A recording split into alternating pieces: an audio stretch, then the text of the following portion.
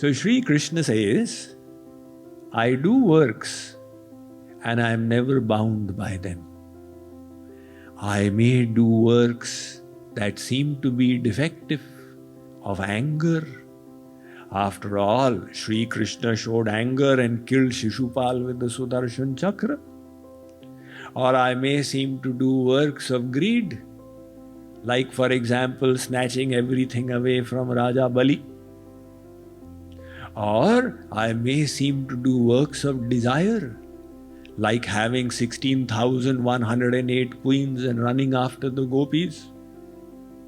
But Sri Krishna says, none of these works ever bind me.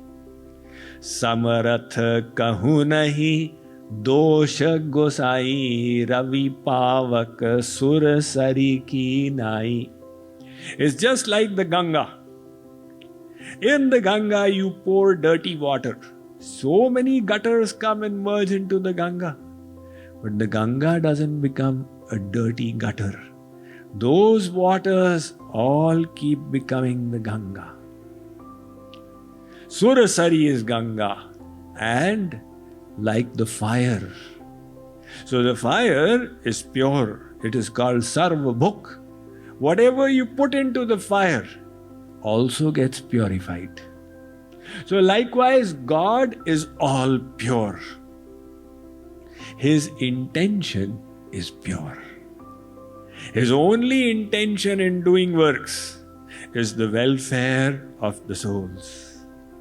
And because his intention is pure, the works he does never bind him.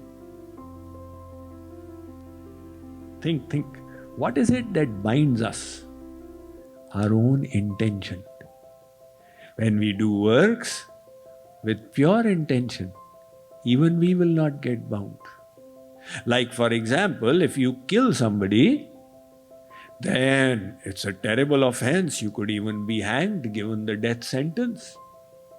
But somebody is driving a car. His intention is pure, his brake, steering, everything is perfect. And a drunkard suddenly comes and falls in front of the car and dies. This person is brought to court. The judge says, you killed him? Yes, Your Honor. No witness required. I am confessing I have killed him. Then you should be also hanged. No, Your Honor. You have no right to punish me. What do you mean, no right to punish? I had no intention to kill. There was no carelessness from my side.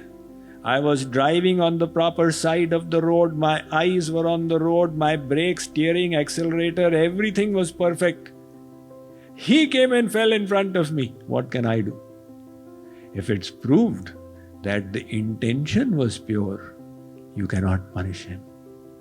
On the other hand, in the year 2003, some terrorists were caught in Malaysia in a hotel.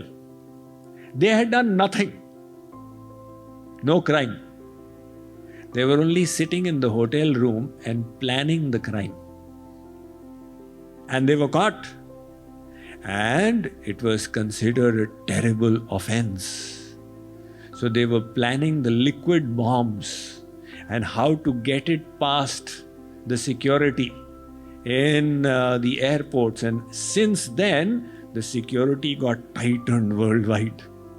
And these terrorists, without doing anything, landed up in jail. So even in the world, the mansha, the intention, is what is important. Arjuna is fighting a war. But at the end of the war, Sri Krishna says Arjuna did not kill anybody. Hari Maharaj, what are you talking? They are all dead lying on the battlefield. Sri Krishna says, you are blind, you can't see. Arjuna has no intention at all. He is just doing his duty as the Lord is desiring him to do. So, work becomes binding based on our intention. Now, Lord Krishna is supremely pure, and his intention is always Jeev Kalyan. So that is why he says, That work does not bind me. And not only that, Arjun, those who know my divine nature, that means the God-realized saints, work does not bind them either.